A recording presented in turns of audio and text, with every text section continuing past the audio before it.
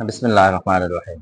কোরবানি নিয়ে যদি আমি কথা বলি, কোরবানি হচ্ছে আল্লাহ তাআলার নৈকট্য অর্জনের জন্য জিলহজ মাসের ১০, ১১, ১২ তারিখে পশু জবের মাধ্যমে যে ইবাদত করা হয়, এটাকেই কোরবানি বলা হয়। ইসলাম শরীয়তের দৃষ্টিতে এটাকে আমরা কোরবানি হিসেবে গণ্য করে থাকি। কোরবানি কার উপর ওয়াজিব? যার নিকটে জিলহজ মাসের ১০, ১১, ১২ তারিখে নিসাব পরিমাণ সম্পদ রয়েছে, তার উপরে কোরবানি ওয়াজিব। নিসাব বলতে কি বোঝানো হয়? নিসাব বলতে বোঝানো হয় যার নিকটে ৭.৫ তোলা স্বর্ণ কিংবা ৫২.৫ তোলা রূপার মূল্য কিংবা রৌপ্য আছে, অথবা এই মূল্যায়নের কোনো সম্পদের মালিক রয়েছেন, তার উপরেই কোরবানি ওয়াজিব। সেই হিসেবে বাংলাদেশের টাকায় মূল্যায়ন করলে ৫২.৫ তোলা রূপার মূল্য হয় ৯০,৬১৫ টাকা।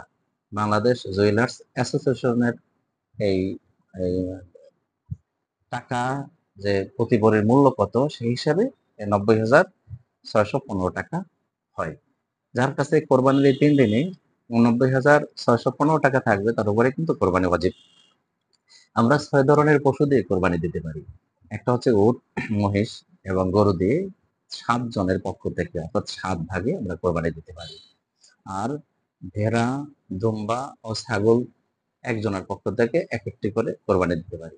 কোরবানি পশু চয়েসের ক্ষেত্রে অবশ্যই আমরা হৃষ্টপুষ্ট এবং সুন্দর, দেখতে ভালো এ জাতীয় পশু দিয়ে আমরা ক্রয় করব। কখনই আমরা অসুস্থ, রুগ্ন, এরপরে সতেজ নয়, স্বাভাবিক ভঙ্গি অর্থাৎ জাবর কাটে, এরপর নাকের নিচের লোমবিহীন অংশে ভেজা থাকে, এ জাতীয় পশু পাইলে আমরা মনে করবো এটা অসুস্থ। এই অসুস্থ পশুগুলো এড়িয়ে গিয়ে সুস্থ সবল পশু দিয়ে আমরা কোরবানি করব।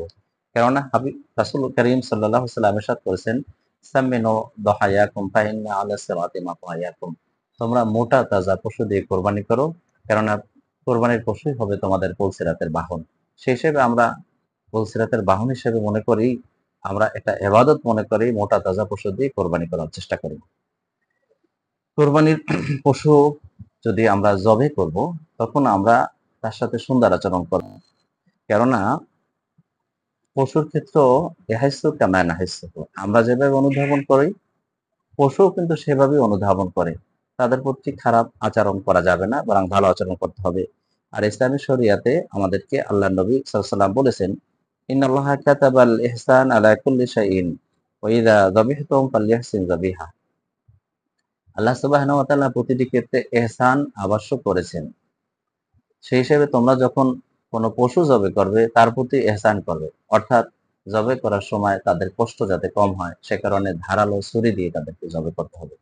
আমরা সেই পশুগুলোকে ধারালো ছুরি দিয়ে জবে করব, এবং জবের সময় অবশ্যই আল্লাহ সুবহানাহু ওয়া তাআলার নাম তুলে বিসমিল্লাহি আল্লাহু আকবার বলে আমরা কোরবানির পশুগুলোকে জবে করব। পশুর জবেকৃত গোশত বন্টনের ক্ষেত্রে আমরা মেপে, পরিমাপ করে আমরা এটা বন্টন করব।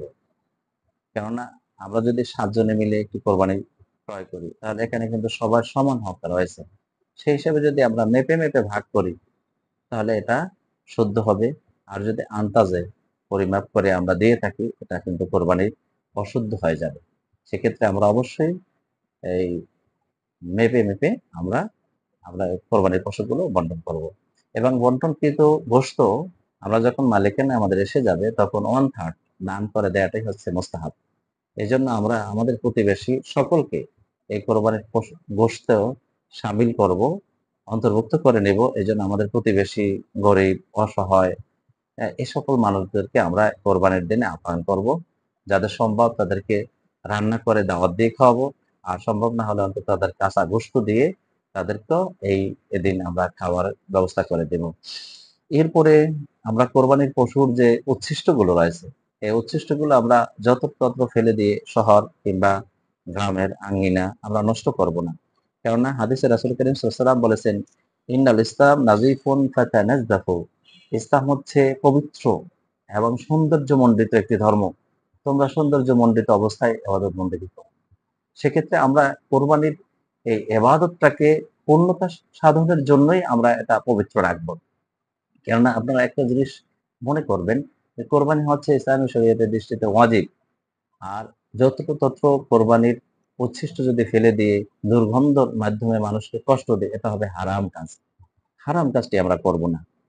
আমাদের শহর আমরাই পরিষ্কার রাখবো।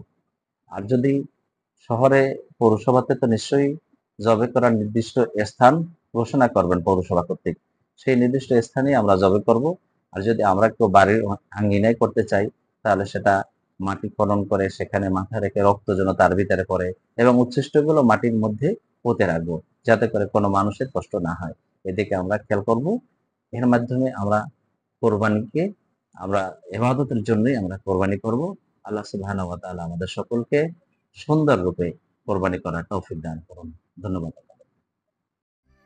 আপনার প্রিয় সিনথে ইলেকট্রনিক্স এখন ফিরে এসেছে নতুন আঙ্গিকে, আধুনিক সব পণ্যের সম্ভার নিয়ে আরো বড় পরিসরে। সেই চিরচেনা বিশ্বাস অটুট রেখে আমরা এখন আরো আধুনিক, আরো নির্ভরযোগ্য। তাই আজই চলে আসুন আমাদের নতুন শোরুমে, বড় চৌরাস্তা, পটুয়াখালী।